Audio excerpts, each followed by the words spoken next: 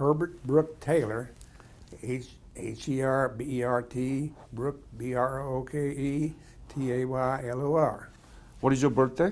2830, Two. February the 8th, 1930. So you born 1 year after the Great Depression. That's right. I still suffered through it. You still what? Still suffered through it. Oh, The family suffered through it, yes. yeah. It's Yeah. very difficult time, right? Yes.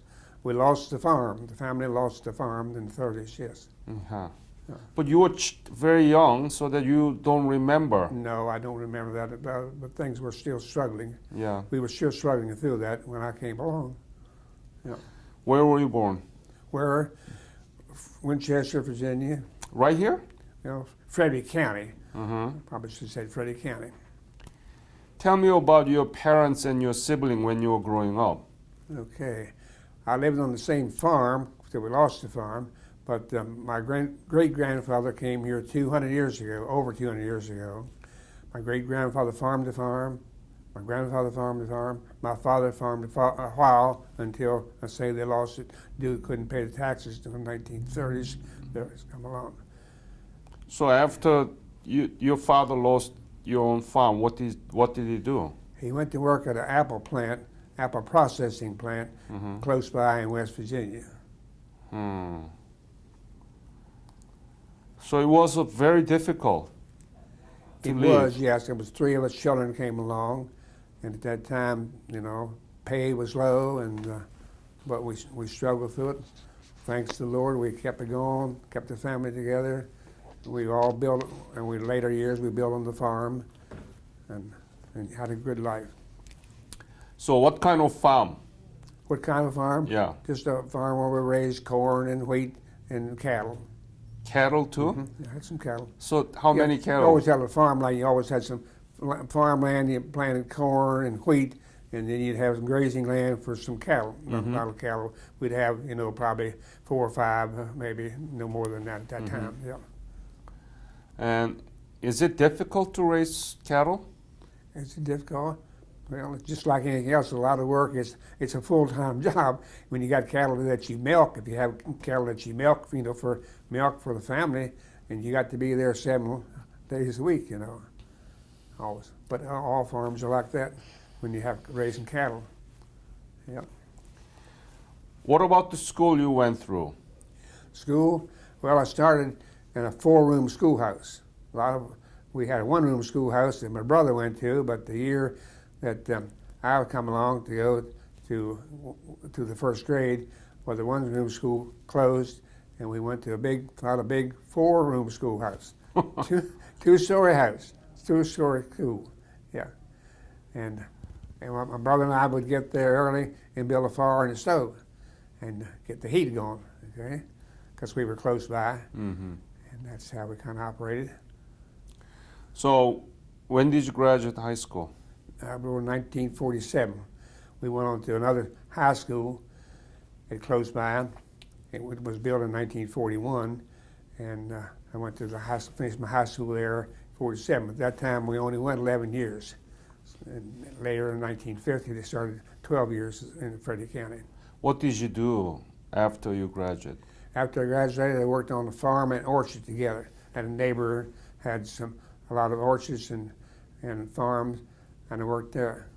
He had several sons, and I was good friends with those, so after I got out of high school, I just went to work on the farm. Did you learn anything about Korea while you were in school? No, never heard of it. Didn't nothing about it. They don't teach. No. And when they said it was a war or a police action in Korea, where's Korea? Never heard of it, Where's it at on the map? Couldn't find it. Must be there someplace. Oh my goodness. So you never thought that you're going to be dragged into the Korean War? No, I didn't, because at that time I said it was on the farm, so at that time you could get a deferment. If you worked on the farm, you could get a deferment and not go. And so I didn't go until later, I didn't go until February of 1954, when the things had stopped there in Korea. 1950? 1954 is when I went into service. So did you enlist? I gave up my deferment to go, and so. But when I did go, it was February 1954. And what did you enlist it for? Navy? 2 years in the Army. Army. Army. And where did you get basic training? Fort Gordon, Georgia. Fort Gordon, Georgia. Gordon. Georgia. Fort Gordon, Georgia. Yeah. Okay. And what was your MOS? Specialty? Military police. Oh. Tell me about it. So, did you have a different basic military training for military force? Yes. Police? After our basic training, then we went for another 12 weeks of military police training. What kind? Tell me about it. Well, I suppose you would be in, and of course under a civilian, but like civilian place, we did all things, all set up different things to do in case it was what you would be doing as a military policeman, patrolling and writing up if someone's speeding or whatever the case might be on wherever you were at on the camp. Yeah. So then, when did you leave for Korea? From where? From where? I left from San Francisco in January of 1955. Mm-hmm. When I left Fort Gordon, Georgia, the military police training, I went to San Francisco, and I was there a period of time. So there was already the war over. Well, the ceasefire Yeah. in July of 53. 53. So when I got there, at 54, things had... No, 55. I'm sorry, 55, things settled down, correct? Yeah. January of 55 when I got there. Where did you land? Where to land? Incheon. Incheon. And tell me about the Incheon that you saw. Tell me about the Incheon, the city that you saw. How was it? Well, it was devastated. There was just shells of buildings. We went in there. Give me the details. The shells of buildings I went through, couldn't believe it. I see just walls of buildings that stood. We went to Incheon, and then we went from Incheon and through Korea, through Seoul, and it was just shells of buildings. The country and the countryside, it was just devastated. The trees had been shot off. There was just plain hills, and everything was bare. Everything I saw. And as we drove through, of course, we went on to Moonsan, and we drove through as they rode the trucks through there. I saw that people were living in straw huts being built by rice straw and sea ration boxes that the military had used there. So what did you feel about it when you saw completely destroyed country? What were you thinking? I felt sorry for the people, absolutely. I always had, all the time I was there. Sometimes people may talk about other nationalities being different towns, but these people were good people. And being in the military police, I was fortunate to be able to help them some in things of their daily life there after I got stationed there. So what do you think about the Korean people? Were they smart? What kind of people do you think that they were? They were good people. The people that I felt How do you sorry. know? How do you know? Because they treated me good. Just for instance, I was there and I had my own Jeep as a military policeman, and a young boy and girl, a boy and his daughter was there, and they'd take the clothes down to the stream and have their mother or whoever in the family would wash our clothes. And then they'd wash my Jeep for me. So after you've been there for 6 months in Korea, they would send you on R&R, rest and recuperation, back to Tokyo, okay? Yeah. So back to Tokyo. The greatest gift I've ever bought in my life probably cost me less than $2. I bought the little boy a harmonica and the little girl a pair of ankle socks they'd never seen before. And I still can remember in my mind who's walking up and down the village, the little girl strutting in those white socks and the little boy playing his harmonica. I could have done more, but I didn't. I always wished I could have done more for them. They were good. And the people around there I always would buy from our post exchange there and buy candy and chewing gum and pass them out to them. I was driving down my Jeep, and they called me Chingo, friendo there. Wow, you brought the gift for your houseboy and the girl. Yes, and others their friends along the village, was just given to them, give them some chewing gum. They like chewing gum. Give them chewing gum. Passing out chewing gum. Didn't cost me nothing much. I wished I could have, and wished I had done more, but that's over with. So you stationed in Munsanli Yes. for how long? Well, I was there from I said January 55, 56, I guess January 56 I came back, or February. Yeah. And how was the situation there? I mean, it settled, right, after the ceasefire, so there was not much danger or skirmish or anything like that. Well, they had snipers coming through. They always Snipers? on the lookout for people were coming through, They always had to be on the lookout for that. Lots of problems with that. Mm-hmm. So what was your main mission in Munsanli as a military police? What was the main job? Well, I was with the 24th Division, and of course you patrolled the roads there. I was given an opportunity by my company just to go and help the Korean people.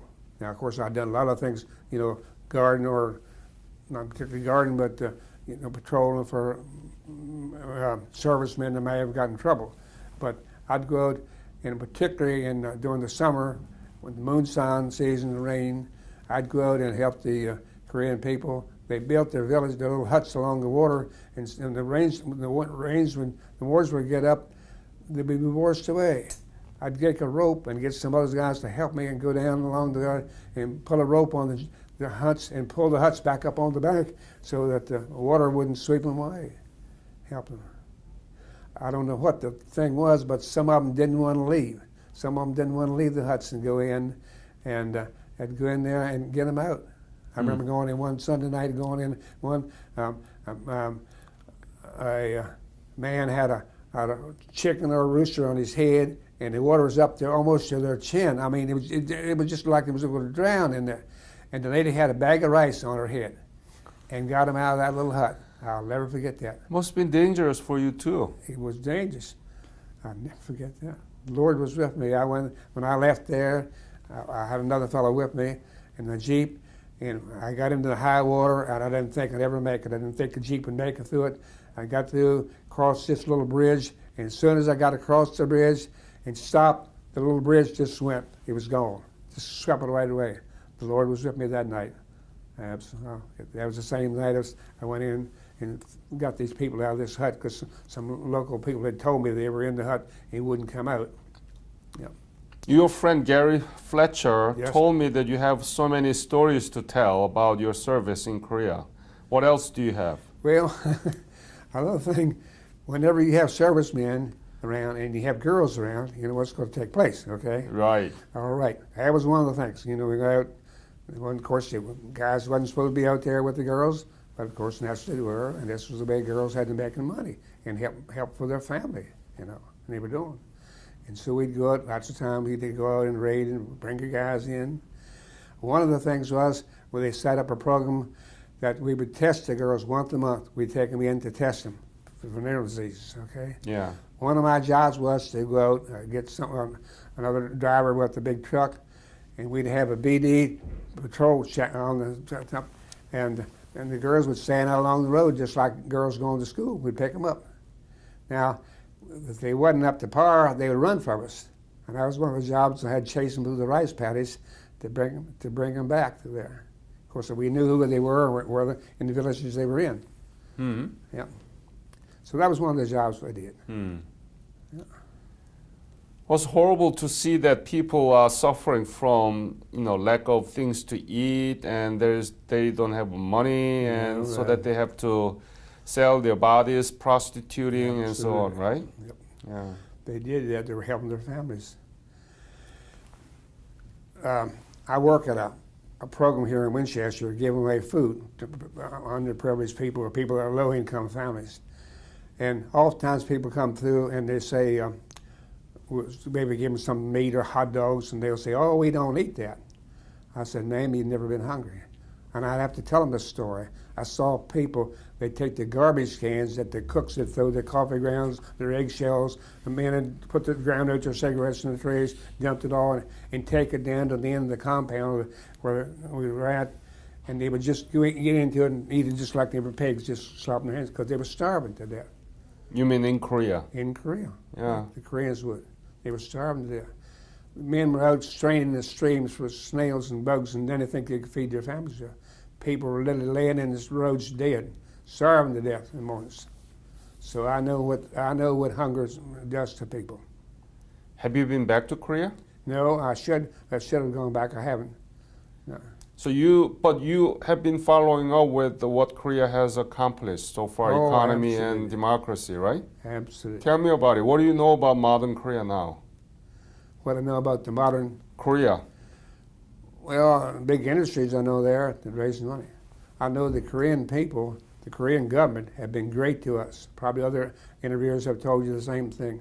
They've been great. I've been to the ambassador's house for lunch twice. You know, we've gone down there. They sent a bus up here and pick us up. They've been great to us in many ways. They paid for fees. We have a luncheon here. They've come up and they've paid for the luncheon. Done a lot of things. We're paid for a lot of things. Done a lot for it. The South Korean people in government have been great to us, more than any country I believe ever the United States has ever been involved in any combat. So the country that you remember in 1955 and 56 is very, very poor. Very poor. Now it's the 11th largest economy in the world. Mm-hmm. That's what I hear. What do you think about this amazing differences?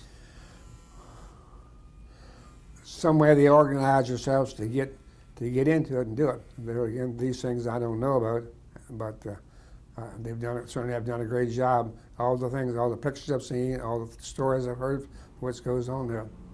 Yeah. Mm-hmm. Yeah. But in U.S., we don't teach about this Korean War. No. Many people know nothing about it. Go out on the streets right now and say something to a group of people right out there now about the Korean War. They don't know anything about it. A lady said to me one time, this is true, a lady said to me one time, was that before or after the Civil War in the United States? That's true. They don't know what it is. 38,000 men lost their lives there. And one of the men lost their lives there was a good friend of mine. I worked with him the day before he went to service. He had a poor family life at home, and his mother had put him up for somebody else to take care of him. So he joined the service thinking he's going to better his life. And then when he went to Korea, of course we never knew what happened, but he never returned, missing an accident. So we built a memorial here in Winchester Park. You probably heard about that, the Memorial Park. And one of the names on that memorial is this boy's name. And that's why I was co-chairman with Gary Fletcher to help to build this memorial. The boots, there's 5 sets of boots representing the Army, Navy, Marines, Air Force, and Coast Guard. They were my boots I wore in Korea because the sculpture made a mold of them. And so one of the things I think about this boy that he never made it back, good friend of mine. Yeah. 37,000 American soldiers Whatever. killed. Yep. And still we have a missing 8,000. Yes. Yeah. So they have Missing in action. Maybe sometime they'll find the remains of him because they do have a DNA on him, and in return it would be great to honor it would happen. Exactly, but the thing is now the Korea is completely industrialized so that there are many parts covered by the concrete or asphalt. Yes. It's hard to dig in. And on North Korea, we're not allowed to go now right Yep. now. So it's a bad things Yep. for the family. Yes. Yes. So let's go back to the Munsan Ni. What was your rank? Corporal specialist, first class. Yeah. Corporal? Same as a corporal specialist, military police corporal. And how much were you paid? Oh, I really don't know. About $100? I guess Over or less than 100? probably around 100 a month. Yes. And what did you do with that money? Did you send the money back to your family? Mostly, yes, because I really had no reason to send it there, other than this PX, this post exchange there. I didn't smoke at that time, so I didn't need to spend money for that. And other than buying some chewing gum and candy for the kids in the streets on the roads out there, and I really didn't need it, except for the time I went back to Japan. And when I went back to Japan, the two of the boys that was on the farm with me were in Japan in the military police, so I was able to go back and visit with them for a few days. But sent the money home. Yeah. What was the most difficult thing during your service in Korea? What did bother you most, or hated, or difficult? Well, I guess the cold weather, the colds. Tell me about it. How cold was it? There again, people often mention how many degrees below zero was. We didn't have any thermometer. I don't know about that. People have been talked about 10 and 20 degrees below zero, maybe so. We didn't have them. At that time, we didn't have as much clothing as they got later. But we did have clothes you'd put on, and you'd be on patrol at night. You'd go in the tent, and he didn't take off any clothes. He just laid we had a little cot there, and in a tent, and we didn't take off any clothes because it was too cold for that. So we didn't take many baths or showers. Do you have a frostbite? No, I didn't. No. I went, no. Where did you sleep? Where did we sleep? Well, we had a tent, I guess, probably 6 of us in a tent, I guess, 6 or 8 of us in the tent. And What did you eat? what did we eat? Food, yeah. Just regular food. I don't have any complaints about the food. We just regular Hot meal? Yeah, good food. Yeah. Oh yeah, we had tents. We had cooks in our tents. Yeah. What kind? Tell me. Because this interview will be listened by the childrens. They want to know. You may take it for granted, but when you say food, give us what kind and how was it and so on. Well, when we were there and at the compound, if we had to go out on patrol, spend a night out, then they just give you a pack of what they call sea ration boxes. It's just a different thing. But there, we had beans and potatoes and probably sometimes mashed potatoes and gravy. Coffee wasn't the best. They just made the coffee in a 10-gallon pot. And so you drink that coffee and driving down the road in the Jeep, jumping up and down. First thing you know, you had to stop. The coffee would get to you. But that was okay. And after you come back, what did you do? Please tell me about it. After I came back on the GI Bill, I went to a vocational center and taken up cabinet making, furniture building and cabinet making. And then I went to work in a cabinet shop. And while I was in the cabinet shop, I would go and take night classes and a carpentry program.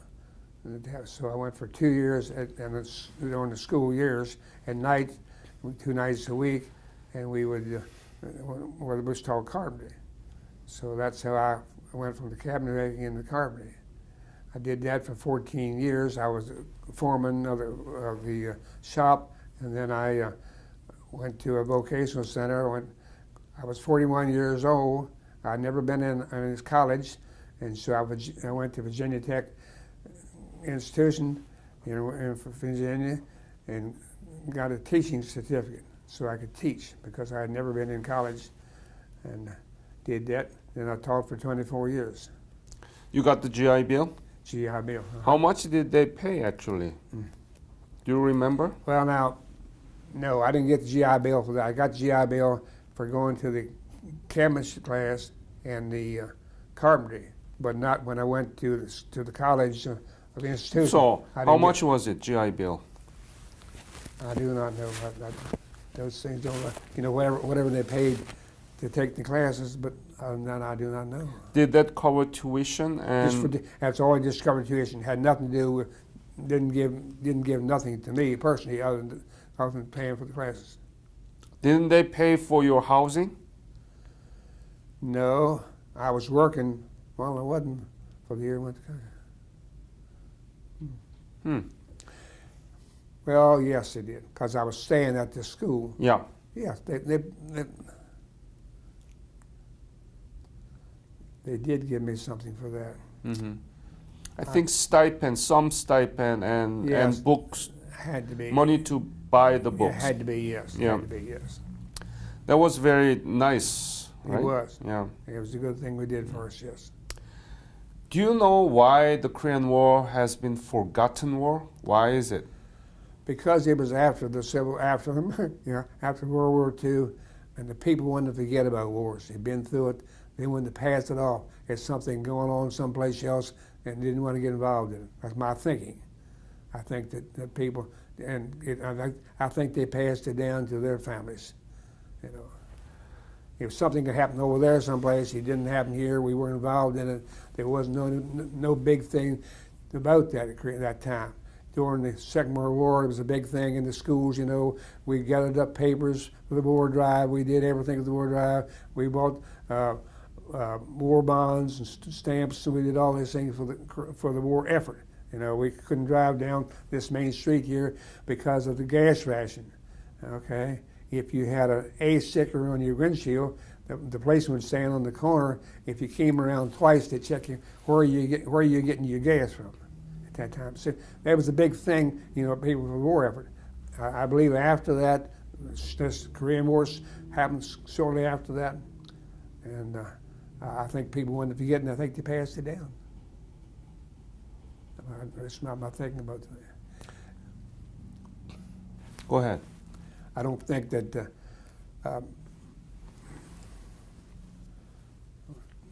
get my thoughts here. They I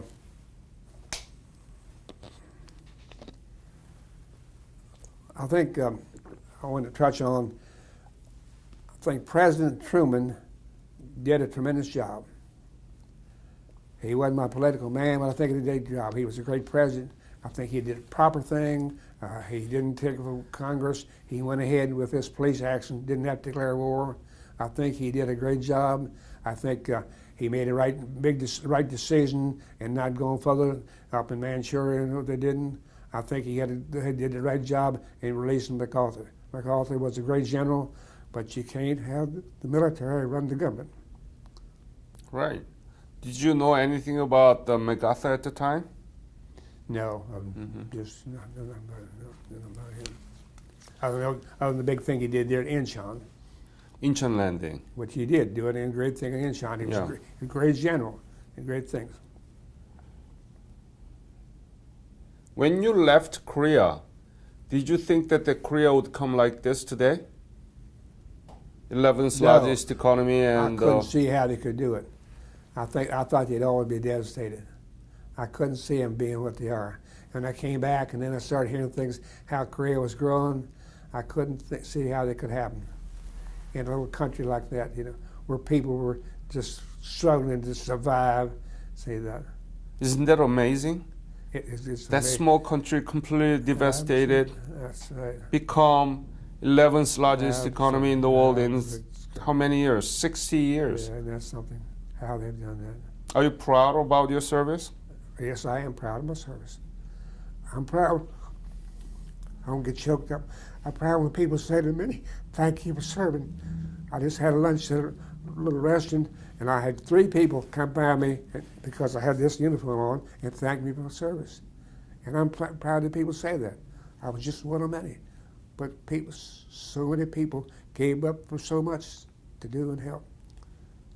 I've never talked to a serviceman and wasn't proud he did what he did there. Mm-hmm.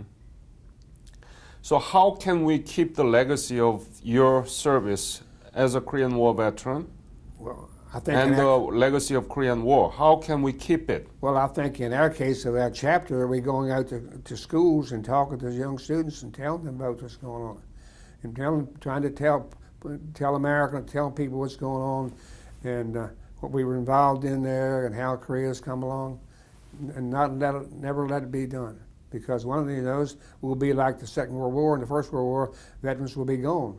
Our people we're all in it, or most of us are all in the 80s, and we won't be here forever. And somebody has to tell the people what's going on. I think people need to tell the people in Winchester what's going on, what did go on, and what's happening today. And that's why we are doing this. Yes. We are preserving your memory, Right. and we're going to use this as a Uh-huh. teaching material for children and teachers. Yes. Isn't that nice? It is great. It's great what you're doing. Absolutely.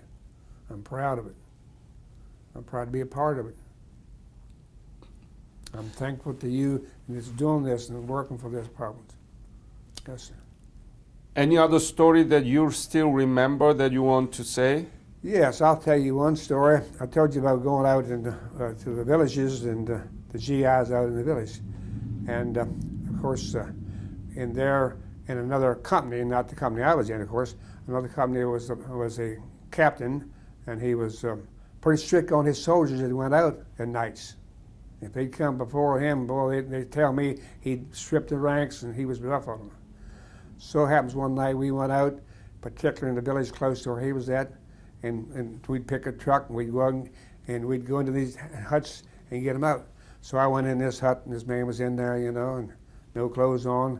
I said, okay, soldier, get your clothes on. We started putting his clothes on, so there's captain ranks, captain rank. And so I was taking him back to our compound, to our police station, and I did. And of course, they went through the process with him. So I was designated to take him back to his compound. I knew if I'd take him back to his compound and take him into the gate guard, and here the captain, the police would bring him back all the way back, and this was we were probably 10 miles from where the village was, close to that. And all the way back, he begged me, Corporal, please let me go. Please don't take me in by. And we got almost close to where his compound was at. I stopped the Jeep. And I said, Captain, I'm going to let you out right here. Because I know when you go before you have to sneak back in through the fence, if you go through before your gate guard, what's going to happen to you? I said, I just asked you one thing. What can I do? I said, one thing. When a man comes before you in the same situation you're in tonight, I want you to remember this situation. You give him a rake like I'm giving you. He said, Corporal, I will certainly do that. Do you remember his name? I don't remember. Do you remember Douglas Barclay? He was also in Munsanni about the same time. Douglas Barclay, he is tall man. No? I don't know any name now. The only names I would know is some personal that was right with the tent with me. I would know names. Okay. It's been a long time remembering names. Yeah. So you want to go back to Korea? I could, but I don't know, I'm 87 years old. I don't know. You will make it. Don't worry. So, I was sometime I did a guard duty at the end of the Freedom Gate Bridge. All right, we'd be out there and it'd be so cold, and we'd have a Katusha with us. And I remember one night we were out there and it was so cold, and he got a can and drank some gasoline out of the Jeep and lit fire to it. So we sat around the thing. Well, the next morning we were black. All it was white of our eyes. I said, there's got to be a better way than that. Being a carpenter, I said, what? I got with the company clerk there. I said, let's get some lumber and build a shack out there. So I built a shack. We built a shack and we take it out there. So some pictures have come back, have been in national magazines. The picture, not now, of course, but of that little shack I built at the end of that bridge. So I was kind of proud of that. Do you don't have that picture? I don't have that picture. Oh, that's too bad. I should have got that picture. Yeah, but do you have some pictures? Oh yes, I take a lot of slides. How many do you have? How many? These carousels, I probably got 3 of the carousels or more, probably more than that, different things. Yeah. Wow. Yeah. What kind of picture did you take? Well, just personal things around, pictures of the. Of course, being a farm boy, I like to go where the fellows was out working the rice paddies, and I'd go out with the guy in the rice paddies, and they have their oxen, and I've got some pictures of me standing with the oxen in the little cart. I would love to have that pictures. I could probably get some of them to you. Yeah, can you? Do you have young children around you? Young children. No. Grandson. What would you? I want to.